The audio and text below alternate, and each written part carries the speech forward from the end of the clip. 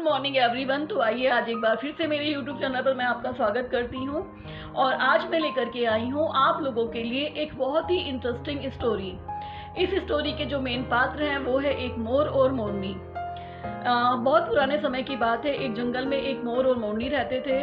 आपस में दोनों बहुत प्यार से रहते थे, दोनों साथ में बहुत खुश थे। सब कुछ बहुत अच्छा चल रहा था, लेकिन कहा जाता है ना कि विनाश काले विपरीत बुद्धि। जैसे ही हमारे विनाश का समय आता है तो हमारी बुद्धि भी उसी तरह से चलना शुरू कर देती है। सब कुछ अच्छा चलने के साथ साथ एक दिन मोरनी के दिमाग में एक विचार आता है कि हमारे इस जंगल में हमारे समुदाय के कोई भी लोग नहीं हैं, तो हमें किसी ऐसे जंगल में जाना चाहिए जहाँ हमारे समुदाय के लोग रहते हों। और जब ये विचार मोरनी के दिमाग में आता है तो वो मोर के पास जाती है और मोर से कहती है कि हे मोर, मुझे लगता है कि हमें हमारे समुदाय के लोगों के पास जाना चाहिए। हमें उस जंगल में जाना चाहिए जहाँ पर हमारे जैसे और भी लोग रहते हों। मोर कहता है कि इसमें यहाँ हमें क्या परेशानी है, हमारे लिए जो भी चीज़ें चाहिए वो सारी हमें इस जंगल में मिल जाती हैं। सब कुछ बहुत अच्छा चल रहा है, तो हमें यहाँ से जाने की क्या ज़रूरत है। वो मोरनी को बहुत समझाता है, लेकिन मोरनी की समझ में नहीं आता और मोरनी लगातार जिद करती रहती है। मोरनी की जिद के आगे मोर झुक जाता है और वो दोनों एक दूसरे जंगल के लिए उड़ जाते हैं। वो जिस जंगल के लिए उड़ते हैं, वहाँ एक नगर में एक बहुत बड़ा जंगल होता है। वो उस नगर की तरफ चले जाते हैं। इस नगर का राजा शिकार पर गया होता है और जब शिकार से लौट करके वो अपने महल की तरफ वापस आता है तो अपनी रानी से कहता है कि हे रानी, हमें भूख लगी है, तो कृपया करके हमारे खाने का इंतज़ाम कीजिए।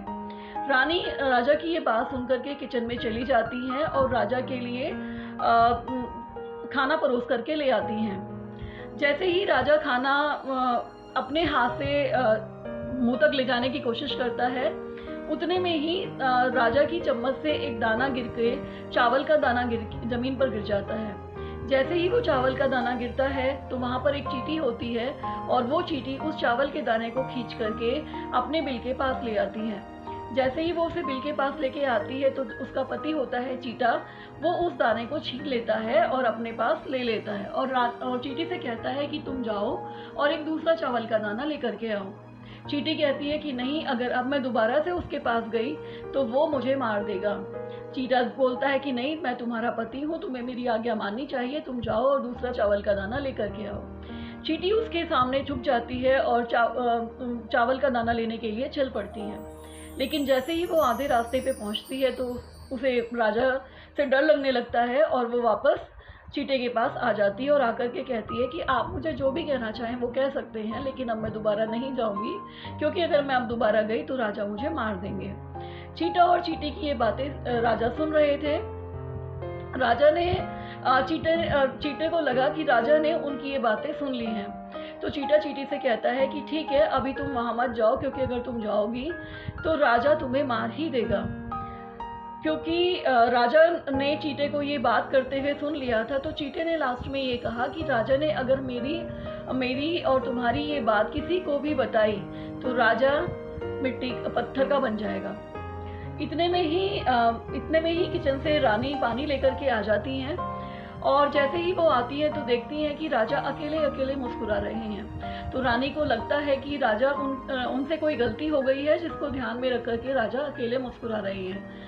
रानी आती है और राजा से जिद करती हैं कि हे राजा, मुझसे कोई गलती हो गई है तो प्लीज़ मुझे बताइए।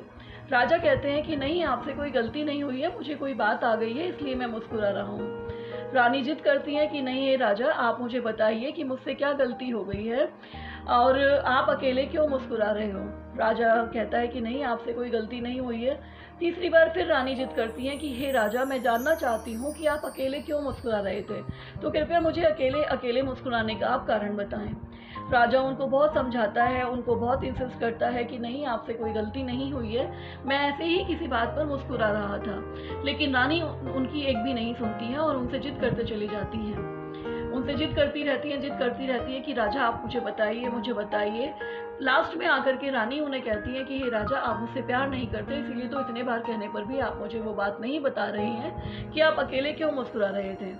राजा विवश हो जाता है। विवश होने के बाद रानी से फिर कहता है कि रानी, मैं आपको वो बात बता तो दूंगा, लेकिन ऐसा ना हो कि आपको जीवन भर इस बात की तकलीफ रहे कि मैंने वो उस दिन जिद क्यों की थी। रानी उनकी बात से सहमत नहीं होती है। फिर वही जिद करती है कि हे राजा, आप मुझे बताइए कि मुझसे क्या गलती हुई थी जो आप मुस्कुरा रहे थे। राजा विवश हो जाता है और कहता है कि ठीक है, अगर आप मेरी बात नहीं मान रही हैं तो कोई बात नहीं, मैं आपको अपनी हंसी का कारण बताऊंगा, लेकिन उसके लिए हमें एक जंगल में जाना होगा।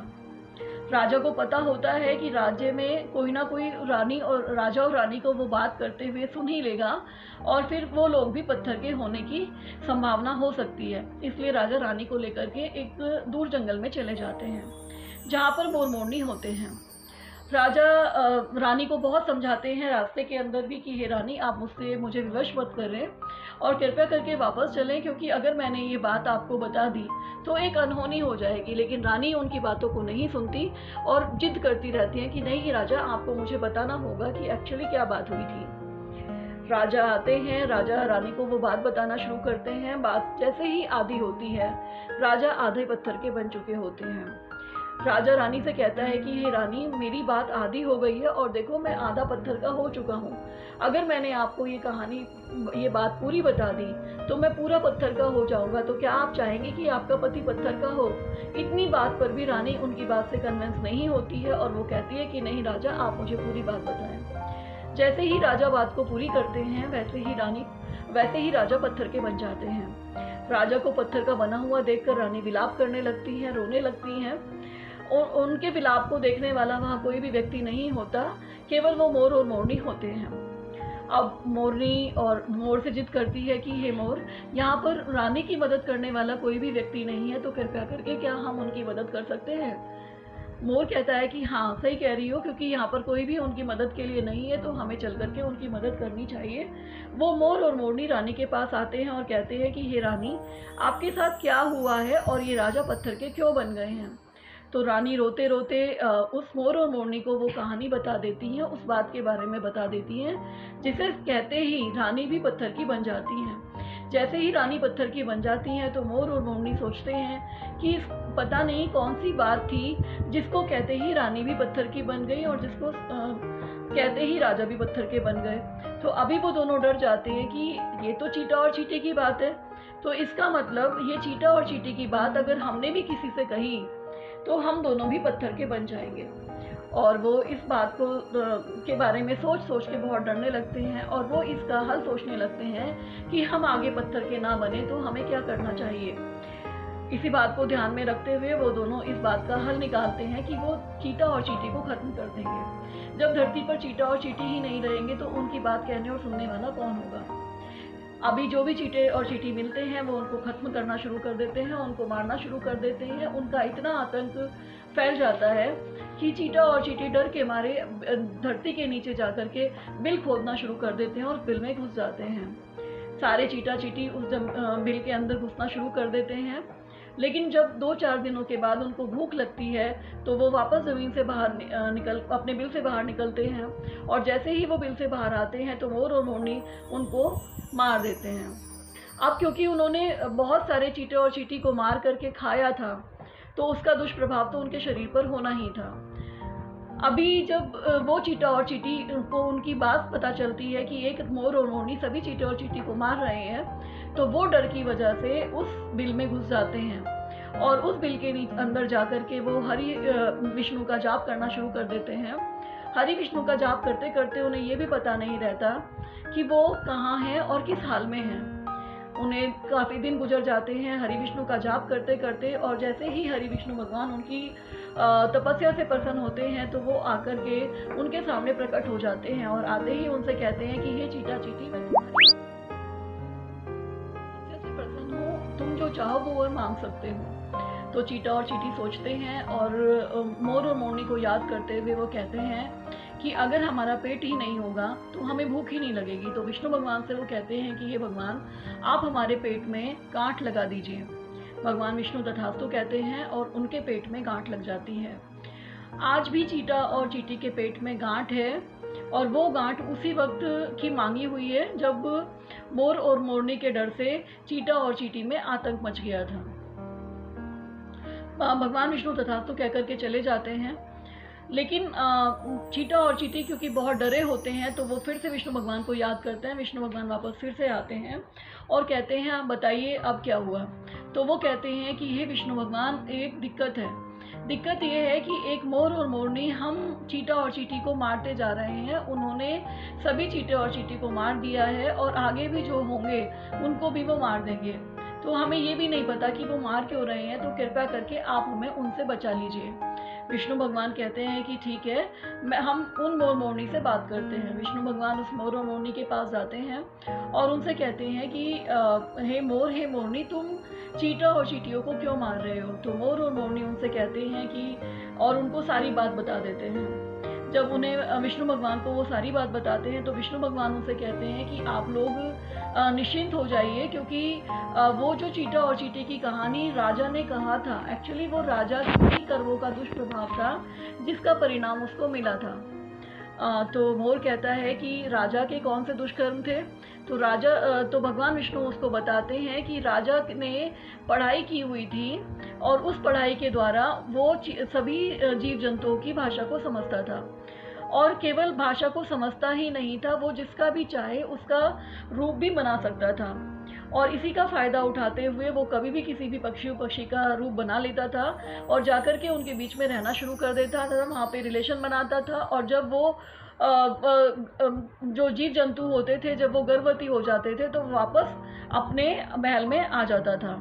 तो उसने उस वजह से इतना उपद्रव मचा दिया था जिसकी की वजह से सभी जीव जंतु उससे परेशान हो गए थे और वो उसको बहुत बद्दुआएं देते थे, जिसकी की वजह से राजा पत्थर का बना।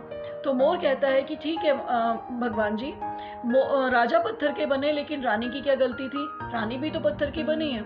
तो वो कहते हैं कि रानी ने राजा का हमेशा उसकी गलतियों में साथ दिया। रानी को सारी बातें पता थी, लेकिन उसके बावजूद भी उसने राजा को कभी सुधारने की कोशिश नहीं की और हमेशा राजा की गलतियों को बढ़ावा देती गई, जिसकी की वजह से आज रानी भी पत्थर की बन गई। राजा, इस कहानी का दुष्प्रभाव राजा और रानी के ऊपर होता ही, क्योंकि उनके जो कर्म थे वो कर्म दुष्कर्म में बदल गए। उन्होंने अच्छे कर्म नहीं किए थे जिसकी उन्हें सजा मिली, लेकिन आपके पास वो उस कर्म का प्रभाव नहीं होगा। आप निश्चिंत हो जाएं और अब से चीटा और चीटी को मत मारें। उसके बाद जब मोर को पता चलता है कि अब वो उस श्राप से आज़ाद हो गए हैं तो मोर बहुत खुश हो जाता है और खुश होते होते नाचने लगता है। नाचता है, खुश होता है, नाचता है, खुश होता है। जैसे ही नाचते नाचते उसके पैरों पे नज़र जाती है तो देखता है कि अचानक से उसके जो पैर हैं वो बहुत गंदे हो गए हैं। वो अपने पूरे शरीर को देखता है, अपने पैरों को देखता है। वो सोचता है कि मेरा पूरा शरीर तो बहुत सुंदर है, लेकिन मेरे पैर बहुत भद्दे हो गए हैं, मेरे पैरों में घाव हो गए हैं। और जब वो अपने पैरों को देखता है तो उसको अपने पहले वाले पैरों की याद आती है और वो रोना शुरू कर देता है। वो नाचता है, रोता है, नाचता है, रोता है। मोरनी उसको बार बार समझाती है, उसको धीरज दिलाती है कि कोई बात नहीं, जो हो गया उसको हो जाने दीजिए, कोई दिक्कत की बात नहीं है। लेकिन मोर उसकी बातों से नहीं मानता है। जब मोर उसकी बातों से नहीं मानता है, मोरनी भी उसको धीरज दिलाते दिलाते परेशान हो जाती है। तो मोरनी कुछ और तो करती नहीं है। मोरनी क्या करती है कि उसके जो आंसू बह रहे थे वो उसको अपनी चोंच में उठाती चली जाती है। वो उसको चोंच से उठाती है, अपने मुंह में रखती है, लेकिन कितने आंसू, तो मोर तो रो ही रहा था लगातार। तो उसका जो मुंह भर गया आंसुओं से, तो वो उसके पेट में चले गए। लेकिन जब मोर और मोरनी को इस तरह रोते हुए देखते हैं विष्णु भगवान, तो वो परेशान होकर के उन दोनों के पास आते हैं और वापस मोर और मोरनी से कहते हैं कि हे मोर, अब क्या हुआ, अब क्यों परेशान हो। तो मोर कहता है कि मेरे पैर खराब हो गए हैं। तो उन्होंने कहा कि तुमने क्योंकि चीटे और चींटियों को खाया तो ये उसकी सजा है, लेकिन अब तुमने अपनी गलती का प्रायश्चित कर लिया है, तुम्हें इस बात का दुख है, तो अब जो हो गया उसको तो हो जाने दो। अब ये पैर तुम्हारे ऐसे ही रहेंगे, लेकिन इसके बदले में मैं तुम्हें एक वरदान देता हूँ। वो वरदान होगा कि आगे चलकर भगवान के मुकुट में भी तुम्हारे पंख सजेंगे। और आज जब धरती पर जन्म लेकर के कृष्ण भगवान का जन्म हुआ तो जो उनके मुकुट थे उसमें मोर पंख लगाए जाते थे। उसके बाद घरों में पूजा की जाती है, मोर पंख की पूजा भी की जाती है। और उसके बाद उसी का एक श्राप भी मान लीजिए कि ये भगवान विष्णु का श्राप भी हो सकता है, क्योंकि आज की तारीख में भी मोर मोरनी मोर के आंसुओं को पीती है और उसी से गर्भवती होती है। तो उसकी बातों को सुन करके इस कहानी को हम यहीं पे ख़त्म करते हैं। आप लोगों से मैं विदा लेती हूँ। Thank you so much.